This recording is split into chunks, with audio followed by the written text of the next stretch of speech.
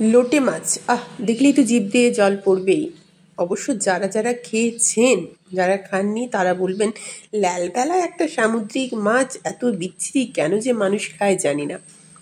লেবু নুন দিয়ে মাছটা ধুয়ে নিয়েছিলাম, আবারও নুন দিলাম। এবার সমস্ত মশলা, আদা, পেঁয়াজ, রসুন, কাঁচা লঙ্কা, শুকনো লঙ্কা, সামান্য এলাচ একসাথে বেটে রেখেছিলাম, সাথে একটা টমেটো।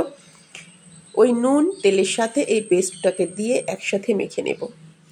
লোটে মাছের আমি অনেক রকম রান্না করেছি। আমি মাংসের মতো মশলা কষিয়ে মাছ দিয়েও করেছি, আমি ঝুরি ভাজাও করেছি লোটের। আজকে করলাম একসাথে সব মেখে বসিয়ে দিলাম, উপর থেকে দিলাম লঙ্কার গুঁড়ো আর হলুদের গুঁড়ো। যদি জিরের গুঁড়ো ভালো লাগে দেবেন, আমি দিইনি। এবার এটাকে জাস্ট কম আঁচে ভাপে সেদ্ধ করে রান্না করা, আর কিচ্ছু না। রান্না বসিয়ে দেবেন, ঘরে এসে হয় কোনো হাতের কাজ বা টিভি দেখা বা আপনার মোবাইলের কোনো কাজ করে নেবেন, ফিরে যাবেন, দেখবেন রান্না একেবারে কমপ্লিট।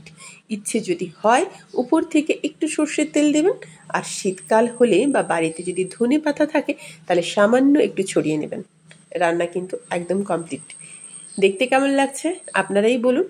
আমার তো দেখতেও ভালো লাগছে, আর এই মাছ দেখলে আমার জিভ দিয়ে জল পড়ে। অনেক দিন থেকে ভাবছিলাম লোটে মাছের পকোড়া করে দেখাবো, সে রেসিপি দেখাইনি, একদিন পারলে দেখাবো। কেমন হলো, দেখতে কেমন হলো, সমস্ত কিছু মিলিয়ে একটা রিভিউ দিয়ে নেবেন, যাতে আমারও ভালো লাগবে, পরের কোনো রেসিপি আপনাদের সামনে তুলে ধরতে পারি।